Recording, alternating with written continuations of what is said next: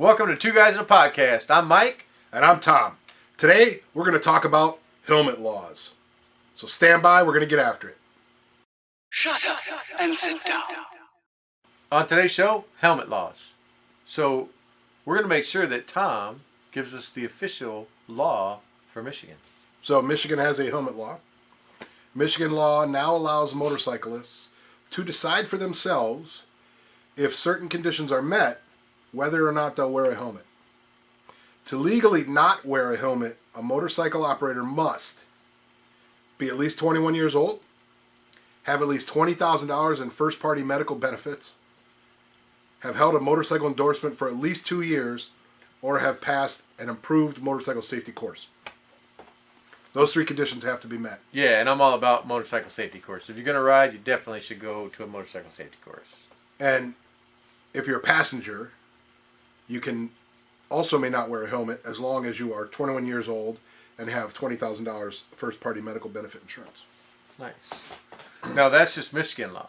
The interesting thing is, I was reading back in the 70s when they didn't have any laws and they started lobbying for the laws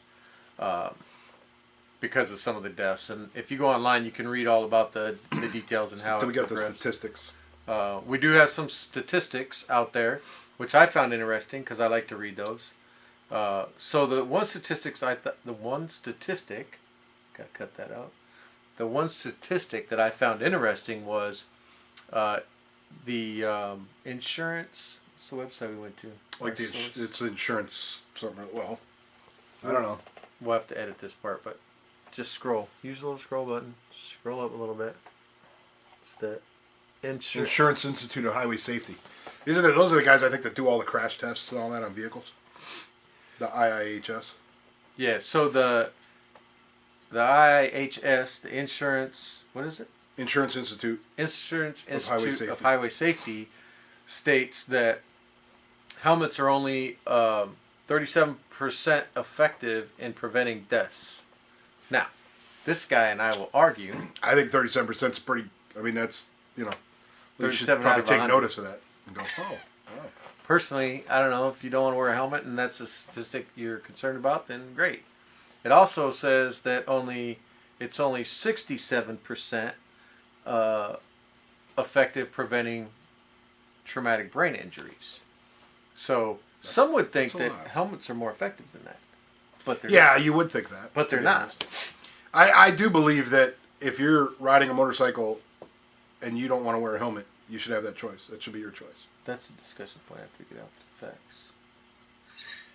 Sorry. No, I'm just saying. Well, the interesting stat that I saw was for the last 14 years, almost 15 years, the number of motorcycle deaths out of all motor vehicle deaths has pretty much stayed 14%. All those years. Yeah. So Yeah. what it doesn't show you is how many people rode motorcycles versus how many people didn't from year to year. It would be interesting to see because it's all about the same number of deaths, right around 5,000 deaths a year. Right, on a regardless of motorcycle. how many people were actually riding. Yeah, and it would be interesting to compare that to how many people rode. Well, so the thing is, when you look at statistics like that, you wonder, like, what other things affect those, right? Because you can make statistics read whatever you want. You can Yeah. make them biased if you want to. Yeah. So, but how many people been through safety courses versus how many people haven't? What's the riding experience year to year? All those things, And the intriguing thing for me was that, the vehicle deaths were obviously a lot higher. So the ownership of motorcycles versus the ownership of cars, It's proportionate it's to the number of deaths. yeah. So I mean, the discussion points for this, as we continue the conversation with these types of things, is, should you? I'll pose a question. Should you or shouldn't you have the prerogative to make the decision yourself? What do you guys think? Leave your comments down below. Yes, you favor wearing helmets, or no, you don't favor wearing helmets. That's probably not a really good way to say that. So wear a helmet or don't wear a helmet. You decide. You let us know what you think.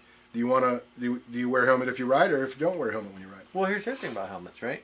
Do you wear a skull cap? Do you wear a half helmet? Do you wear a 3/4 helmet? Do you wear a helmet with a face shield? Do you wear a full face helmet? Full face, Full face. water tube, mic. I mean, the whole get. I mean, the other thing is, are you right? What's that thing is that it NASCAR uses sports?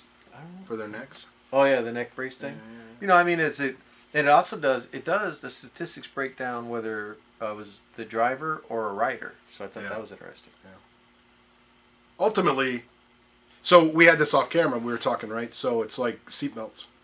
Like it's a law pretty much in every state now. You got to wear a seatbelt, no matter where you are in the car, really. That became a law for Michigan a long time ago. You have to wear seatbelts. Same question. I know an individual that doesn't like wearing a seatbelt, but would be dead if he didn't have a helmet on because he got a car pulled out in front of him on his motorcycle. Almost killed him and his girlfriend. It's kind of scary stuff. Yeah, they got messed up really, really bad. But he didn't get any brain damage, but he got lucky, really. Even with a helmet on, he got lucky. He broke pretty much everything else in his body. Yeah, so we would. Really But he also doesn't like wearing seatbelts, so.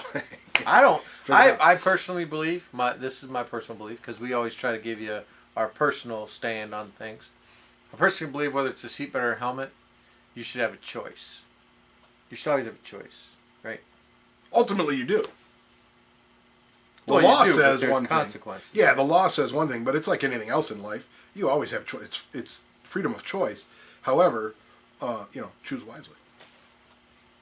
I think if you're a rider on a motorcycle, if you want to go ride a motorcycle and you don't want to wear a helmet, to me, you're not endangering anyone other than yourself. Correct. But you're doing that risk analysis, and you're making that decision for yourself. Here's what I thought was interesting. If you say, hey, daughter or son, get on the motorcycle, oh yeah, by the way, you ain't wearing a helmet, now you're inflicting that belief on someone. You know what I mean? True. If you were going for a ride tomorrow. God damn it, can I talk? No. If you were going for a ride on your bike and your daughter was going to go with you, would you make her wear a helmet? It's her choice. You'd let her make a choice? Mm-hmm. What if she was 15? I wouldn't care. Because it's illegal. I'm a hypocrite then. She'd have to. Then I'm a hypocrite. But she'd have to follow the law. Well, now I'm a law-abiding citizen for the most part. So yeah, if it was the law, then you got to follow the law. Right. How many people do you think? I would assume with the motorcycle helmet law in Michigan, people that own motorcycles know the law. Like that's something they'd be interested in knowing what that law says. I'm right? sure that you asked 10 people that ride motorcycles, and they probably couldn't tell you about the 21-year-old and the insurance and all that because they don't. They probably just think, I don't have to worry if I don't want to. Yeah. What do you think? Hold on, let me finish my thought before I forget it because I'm old and I forget things. So here's an interesting statistic in there because I read a little bit, and there were. Yeah, I can read. There was pictures too, but. There's graphs and all that. It talked about how legislation and insurance companies were influencing, we'll call it, whether the laws passed. So here's how they did that. They, say there were road improvements or this improvement or that improvement that the federal government were funding, or there were tax breaks for those things. So they would put pressure on those states to pass helmet laws because then that was a requirement to get that funding. That's how helmet laws even came about. So that's how a lot of things in our interesting society have come about. Yeah. By lobbying and money and So anyway, I just thought it was an interesting fact. It is interesting because it isn't done necessarily. Laws like that aren't done for the best intentions. To protect the people? Yeah. No. They play it off like that. They'll sell it like that, but yeah, it's so people can make money too. But a bunch of nonsense. So let us know what you think about helmet laws where you live. Would you wear a helmet? Would you not wear a helmet? Freedom of choice. Make sure you comment, like, hit the bell, all that fun stuff. Yep. You got to help us out because we really want to get to 100 subscribers. I've been sharing on Facebook. This guy's been sharing on Facebook. At least I think he has been. I have been since the beginning. Oh, yeah. So, help us out. Share the videos. Looks like we're getting a lot more activity on the Facebook side. So make sure you're going to YouTube and check us out too. And when those bell rings, go check us out. Yeah, make sure you subscribe. Tell your friends. Give us topics to talk about too. We're open to talking about things you guys want to hear about, or continue the conversation in the comments, and we'll get back to you. exchange of free flowing thoughts. I can't say free flowing of thoughts, but that's what we want to do. We want to have some free flowing discussions here and talk about some stuff. Yeah. Continuing that conversation. So stick around for more content. Yeah. Thanks, Mike. Thanks, Tom. Deuces.